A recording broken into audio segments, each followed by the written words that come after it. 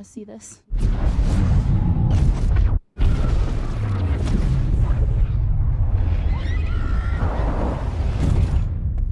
You alright? You dare threaten me, Thor, so puny a weapon? What? He was freaking me out. Where did he come from? Name? He said it was Thor? And ladies and gentlemen, this is Carlos Phoenix with the Lounge Magazine, and we're talking to Chad and Matt. They are out there in Long Island, and we're going to have a good conversation about films and gadgets and all sorts of online things that are happening in the world. How are you guys? Hello, everybody. And how about you, Chad? Excellent, man. All the time. All right. So, starting the conversation, as the intro showed,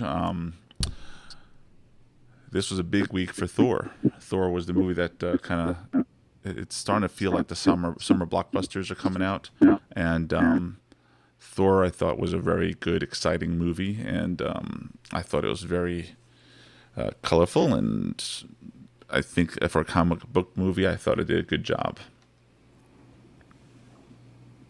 Yeah, it was a decent job. Decent job indeed.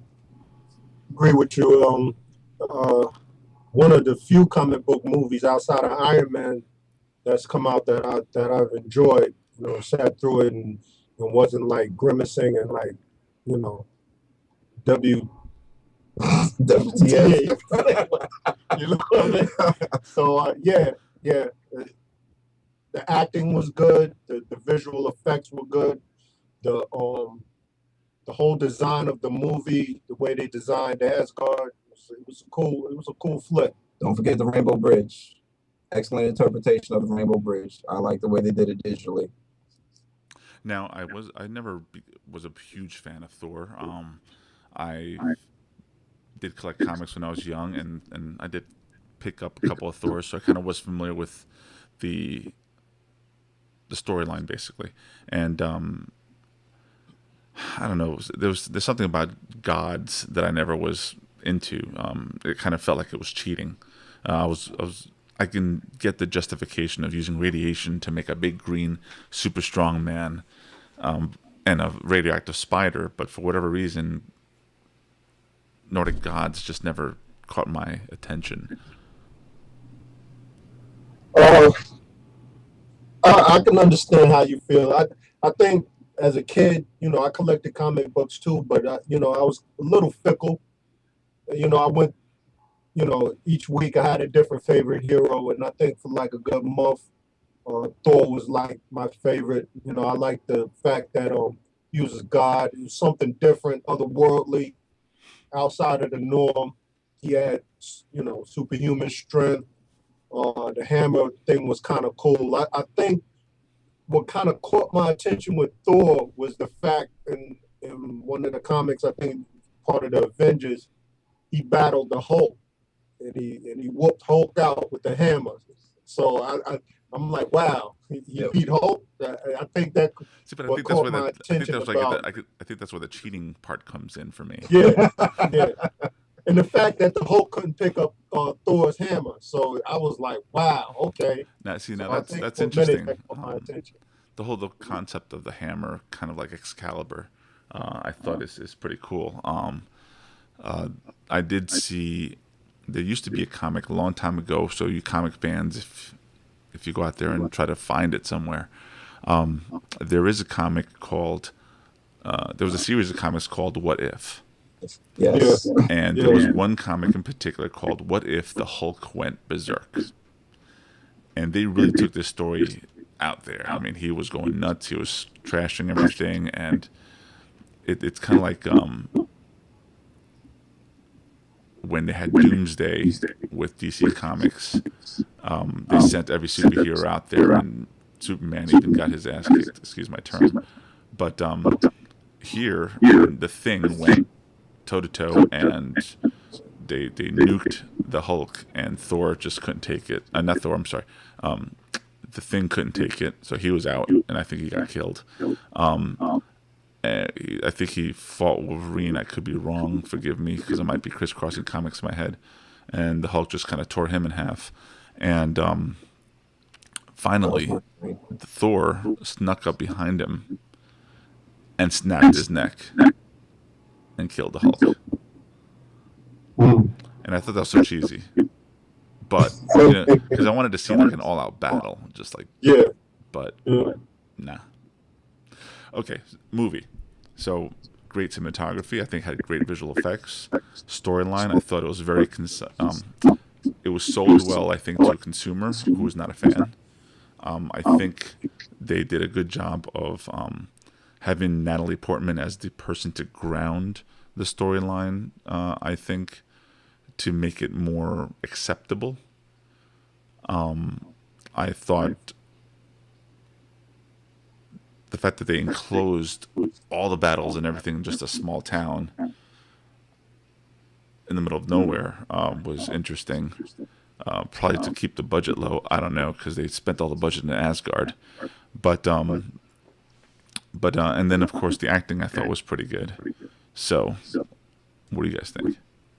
Basically, what you're saying is the story wasn't distracting. They made a good job of as Matt and I discussed before, of humanizing the character. One of my favorite characters in particular in the movie was Loki. The fact that in the comic books they kind of play Loki as he's smart, he's calculating, but he's a goofball, little over the top. But in the movie, extremely over the top. Yeah, in the movie, his character was well played. He played the background. He was plotting. You could, in his expressions, you could see that he's working out in his mind. He's scheming. And I thought that was well played. I thought it was consistent with the character that strategizes and plots and schemes. He doesn't show his hand. He has a poker face, and he kind of like plays the background and looks for that opportunity to strike. And I think they portrayed that very well in the film. Now don't forget, now Thor is the setup for the Avengers, and this is my personal belief, the way they've been setting up all the latest cartoons and everything, that Loki is going to play a key role in the Avengers movie. Okay, hold on now. Before you get into that, I want to go back into this Loki character, and I want to make sure that everybody's well alerted in terms of what we're talking about. So what that means is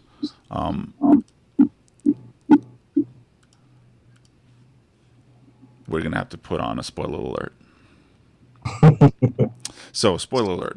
We're talking about Loki. We're talking about his character, and it seems from what we're hearing out there in the world that Loki's going to have a huge impact on the next series of movies or movie of the Avengers. Basically, everything that we've been building up with the Iron Man, the new Captain America movie that's coming out, Thor. I think there's a new Hulk movie that's going to kind of try and get him included into this. And so, the spoiler alert, if you have not watched the movie, walk away. But before you walk away, if you do watch the movie, remember to watch after the credits, because this has everything to do with that. I'll give you a second. Can you hear me? Okay. So, at the very end of the movie, after the credits, they have the big ending. And it shows what I believe is going to be the connection to all the Avenger movies. So it has Loki kind of hidden inside of the head of the Doctor, who is Natalie Portman's kind of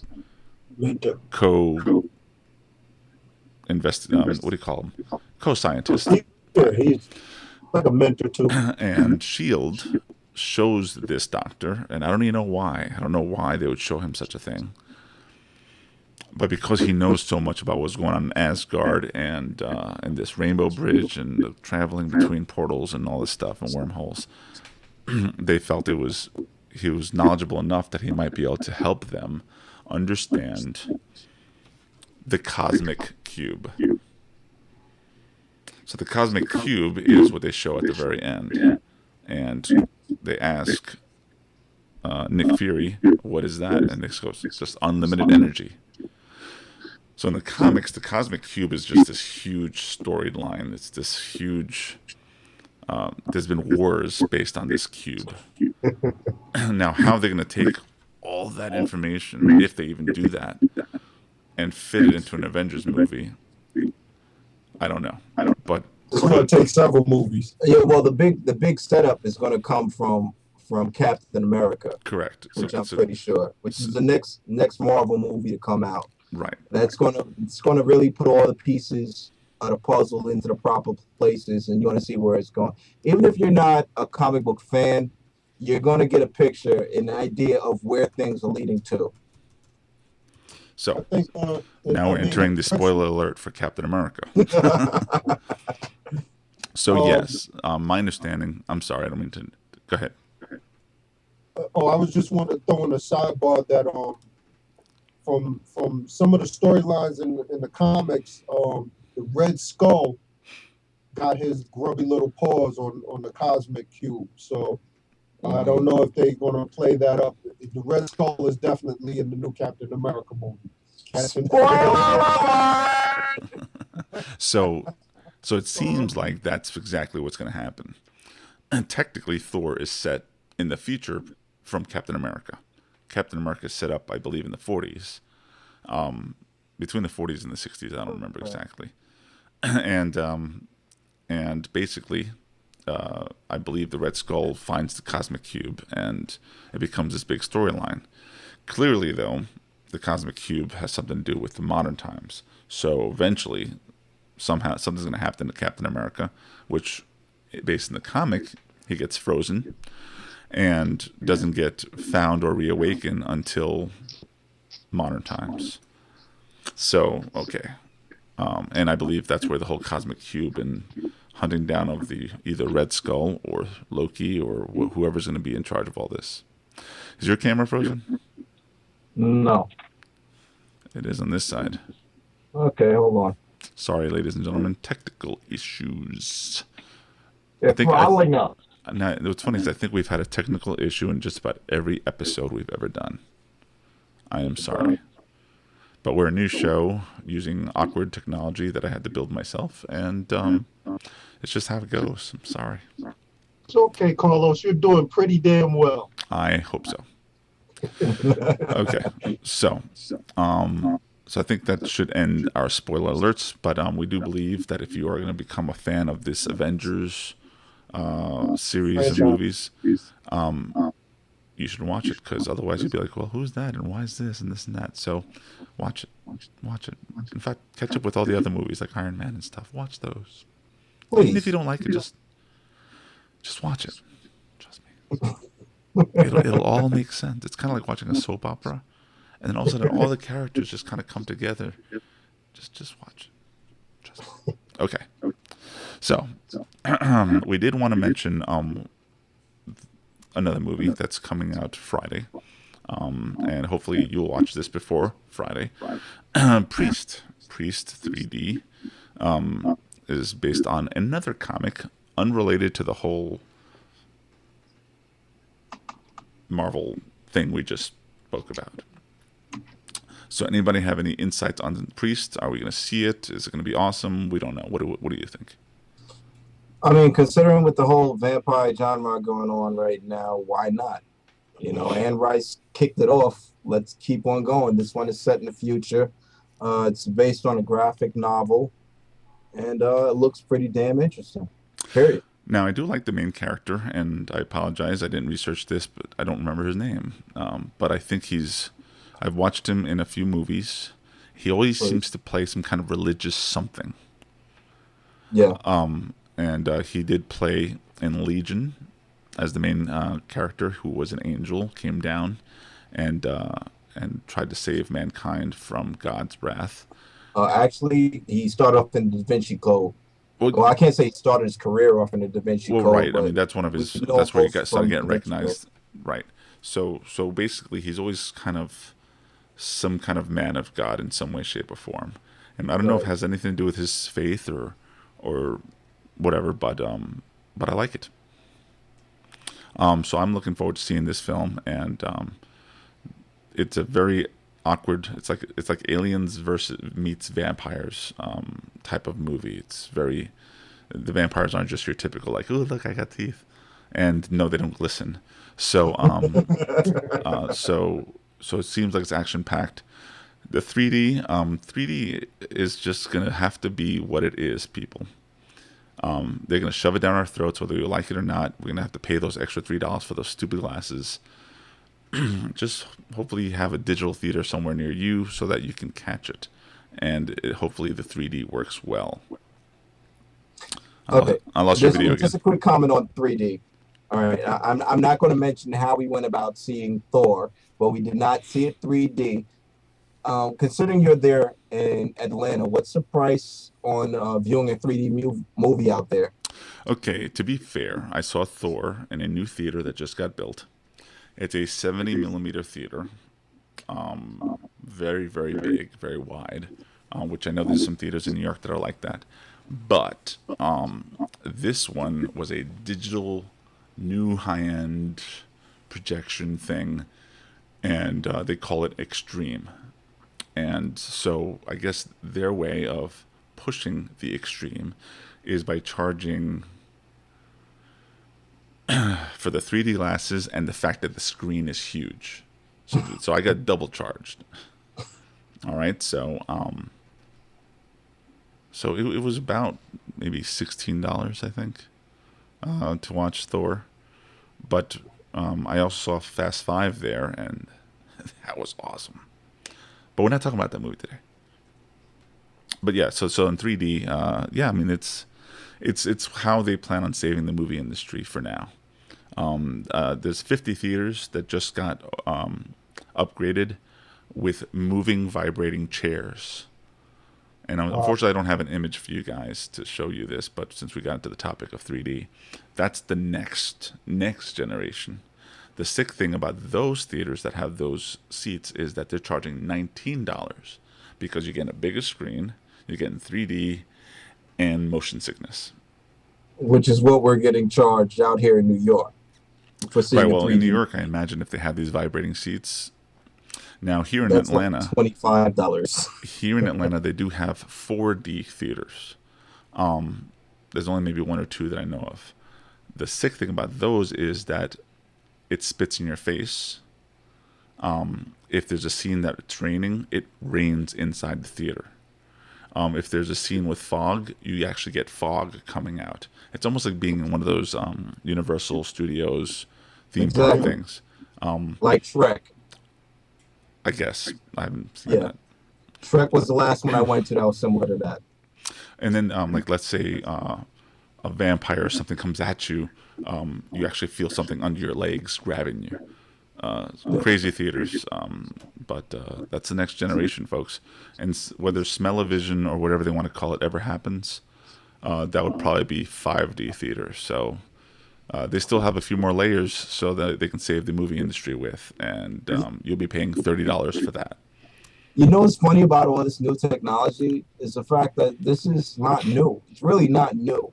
I mean, if you have parents, you know, who are up there in age, you can ask them when cinema first came out. I mean, this is all stuff that's been gone through before. This technology is not new. Maybe the way they use it presently is new, but it's really not new.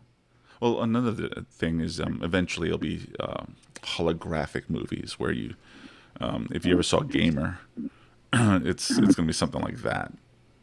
And if you didn't watch Gamer, it should be on Netflix. Check it out. Okay. The next story we're going to talk about was Google I/O. Now, for those who don't know, Google I/O is an event that happens annually. And Google I/O is what they call it. So this year, last year, they announced the... Carlos? Yes. I just want to interrupt real quick.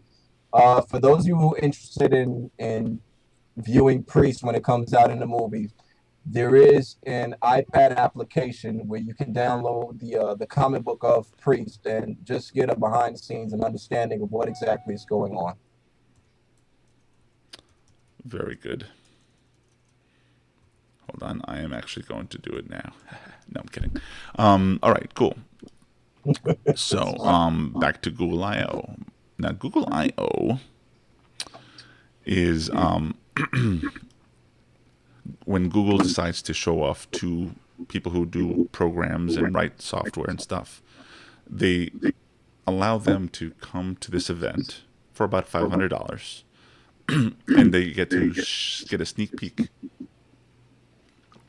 at all the newest, latest technology that Google has been developing for years.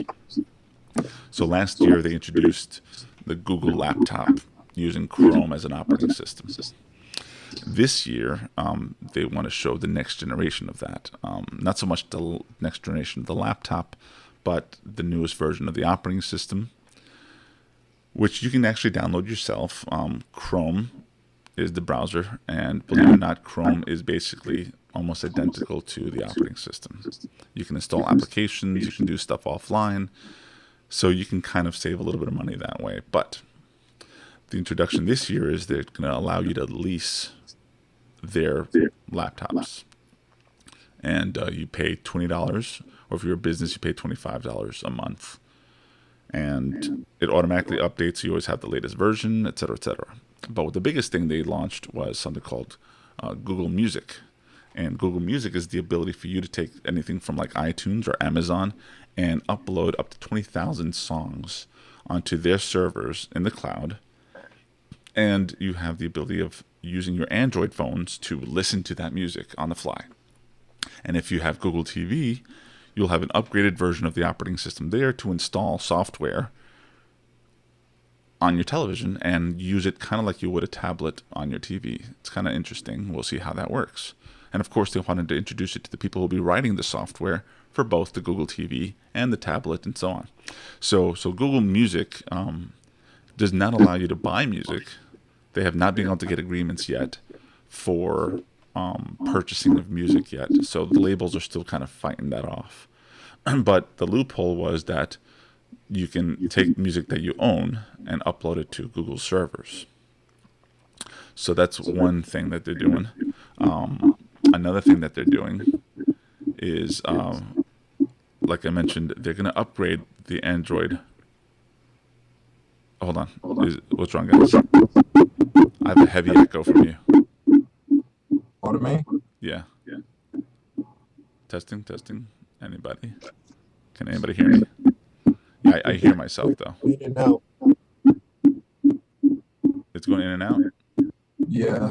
Yeah, it's because of the echo. Can you hear me now? With in and out, or is it? You're fine. All right, that's because I'm lowering your volume. Okay, so Honeycomb, which is the operating system for the Google tablets, is also being upgraded, and they're trying to merge that upgrade. They're calling it Ice Cream Sandwich. Basically, it'll merge the tablet operating system, the cell phone operating system, and the Google TV operating system to kind of function similarly. One of the cool things they're doing with that, and you guys might be interested in this, is they're upgrading their USB ports so that you can put gaming controllers, and they're also allowing you to use mouse and keyboards to control the Android operating system. So really weird, yet cool at the same time. And in some ways, they're allowing people to create hardware now to function with an Android phone. So they showed off an exercise machine where you can sit there and exercise, and it keeps track of everything that's going on and interacting with the machine. So in some ways, this is now kind of leaping over what the iPhone's capable of doing with their operating system. Although Apple has always been able to interact with hardware, there's an approval process for Apple to give the thumbs up. Android is not touching that. They are permitting anybody to create hardware completely on their own and no approval process at all. So there's no limit. There's no limit as to what can come out. You want to do some X-rated toy hooked up to your Android phone, it's allowed. So it's an interesting way of the way Google's interacting with the consumer and with the people who are doing hardware and all that stuff, and really giving them access to technology openly. Another thing they're allowing to do is home automation. The ability to, let's say, turn off your alarm from your phone to let the UPS guy in or the plumber in or whatever. The ability to control your air conditioning and your, your garage door opener, all sorts of stuff, provided that companies make these products. So home automation. Google TV will also access this new music cloud so they can hear all your 20,000 songs run on your TV or your stereo system instantly without having to create a whole network and trying to make it work that way, stuff like that. And then Google Movies for Android has also been launched. And basically, 3,000 movies have just been put on YouTube. And even though it is YouTube, Google Movies is going by the name of Google Movies because they don't want you to know that it's YouTube.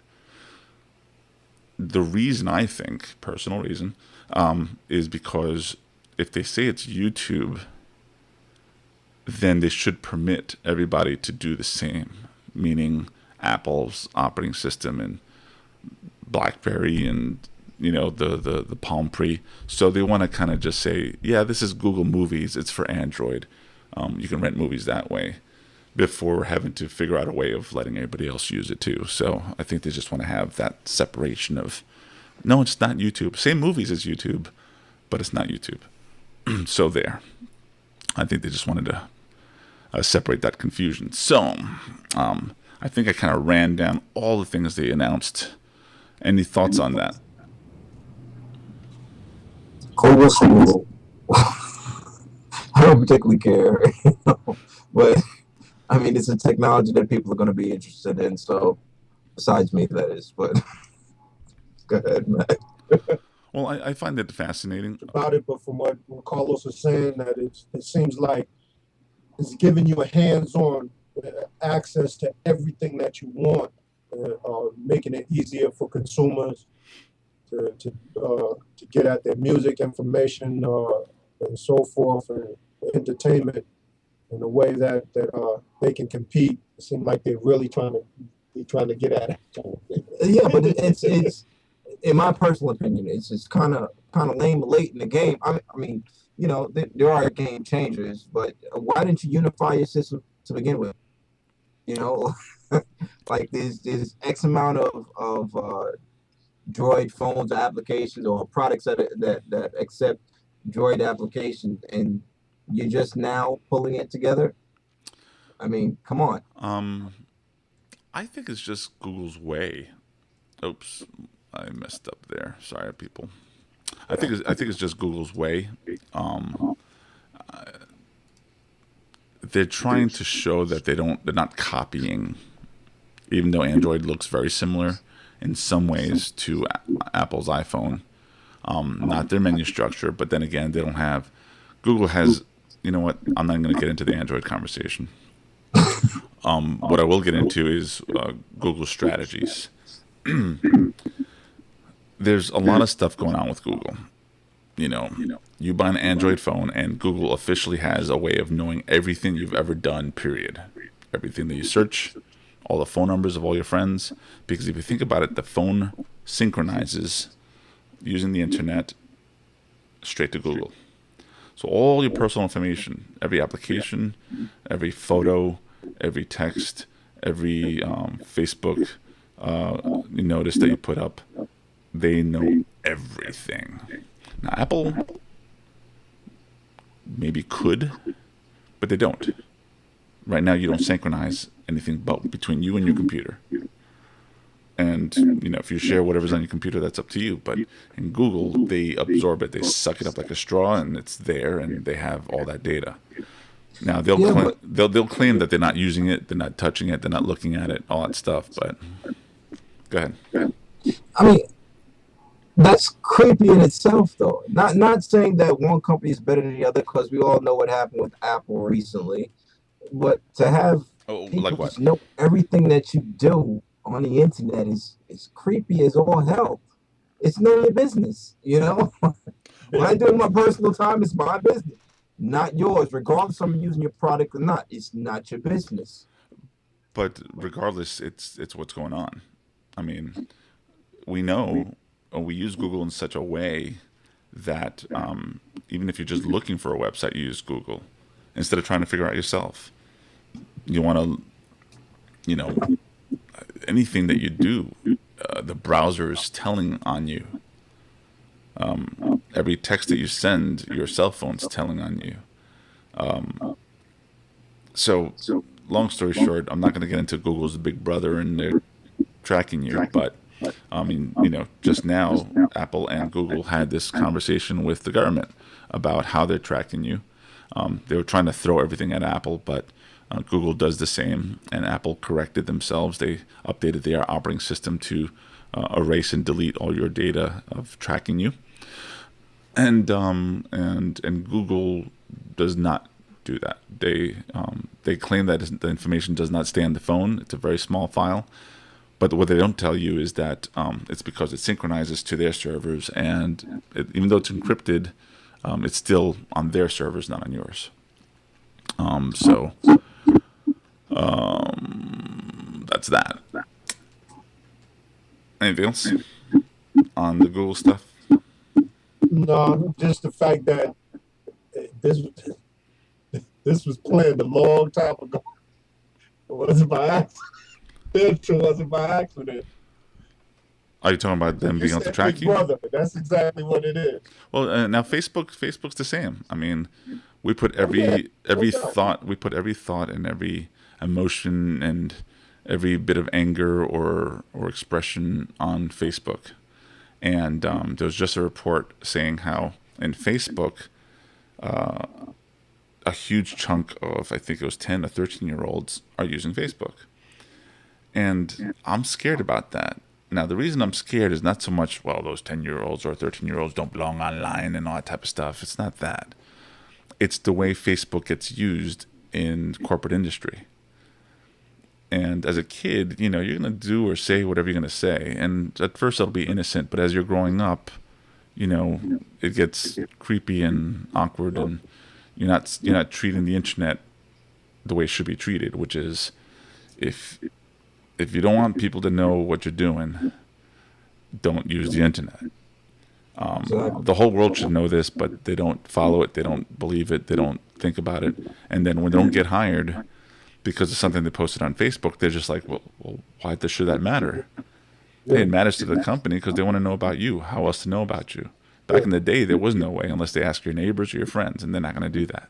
Now they just go, okay, let's find out about you. They'll go way back in your history, see all the stupid things you did, how many times you got drunk and all that type of stuff. That's Facebook. So parents, beware. They might be using it. You may allow it, you may not, but just know that it's kind of like your grades in school. Sometimes it comes back to bite you. Yeah. A big psych profile. Cool. No. I mean, what a lot of people aren't even aware of, that there's technology out. I mean, regardless of what you do on your phone, you feel it's your phone, but they're testing technology out presently that allows police, if you happen to do something that's incorrect and the police stop you, they can literally, plug in a machine that they have in their car to your phone and download your information, find out where you've been. It could be a spot that's known for drugs or whatever. They can do anything. They can download your past texts and all. So you really need to have a head on your shoulders and realize, what you do with technology now can be used against you later on. I mean, this things you need to think about. Technology is here to help you. At the same time, though, it can hurt you. Agreed. Okay, so that ends, I guess, Google and tech. The next story we wanted to get into is a game. Now, well, not necessarily a game, but a movie that's coming out for a game. There are people out there who are well familiar with the Tekken franchise, fighting game and all right? There is going to be a new CG movie coming out this summer, supposedly straight to theater, similar to Final Fantasy. Once again, coming out this summer. It takes place between Tekken 5 and 6. Same voice actors are going to be used in the movie as in the game. It's going to be produced by Digital Frontier. Sorry about that. Okay. I was like, okay. All right. It's coming from the same creators as Resident Evil Degeneration, which was on DVD, I believe, last year. They also made Death Note and Appleseed, script done by Dio Sato, writer of Ghost in the Shell Standalone Complex and Cowboy Bebop. I'm sorry. Okay, I should mention that this trailer, and I'm going to try and demonstrate the trailer to our viewing folks, is made by Machinima. And Machinima are also the guys who, if you've gone to the Lounge magazine, are also producing, I believe, the Mortal Kombat online, what I'll call television series. It's not on television, but it looks like a TV series. And it's very well done. So go to the loungemagazine.com and check out. There's up to 4 episodes on there right now. And I'll be releasing them as they be released. 5. Is it 5 already? Okay, well, Yeah. I'll be putting episode 5 ASAP. So, on that note, let's check out the trailer.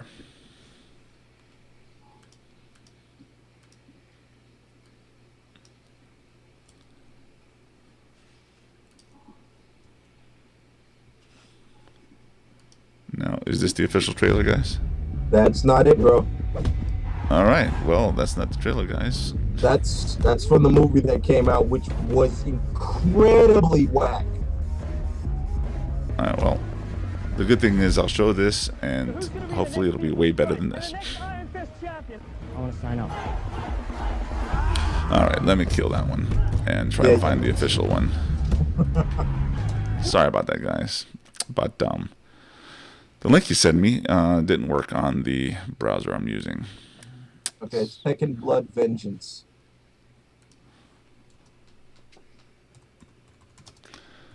Yeah, and this gets the show. Did I tell you the show gets done live, people? It's all natural. We make mistakes. It's okay. All right. Here we go.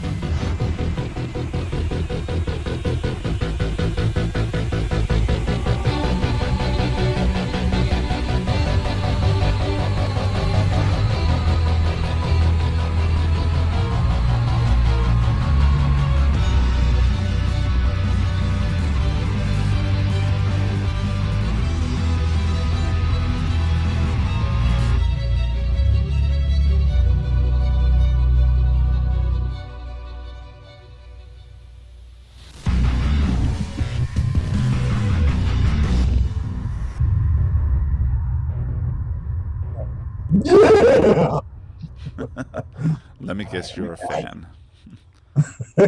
Pretty much, yeah. Can't wait.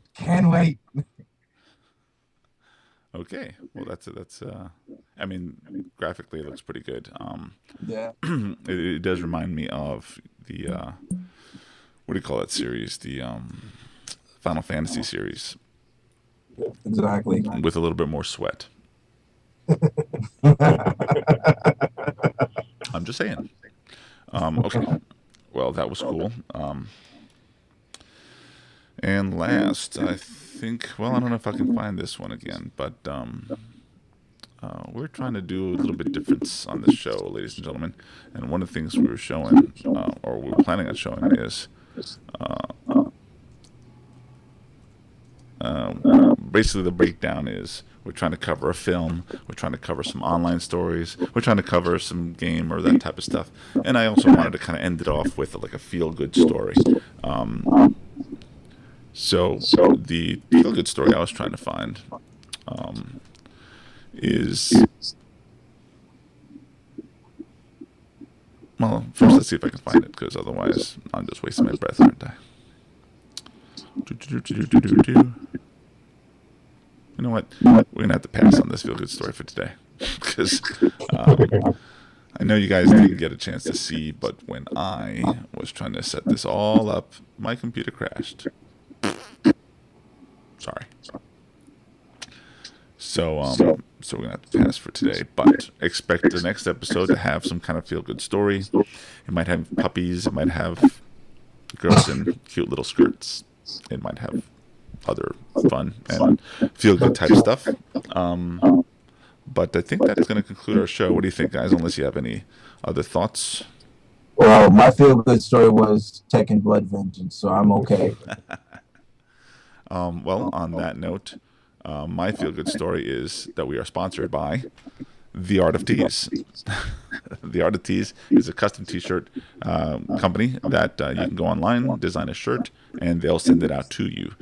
Whether you're a musician, a filmmaker, you're trying to promote some kind of a event, they can do mass production or they can do one shirt.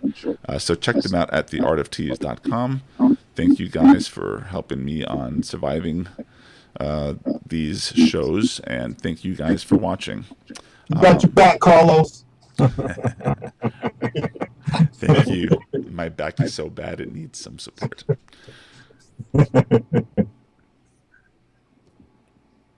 And you can check me at Twitter. You can check me at Facebook at Carlos Phoenix. Thank you all for watching, and that ends our show. Thank you.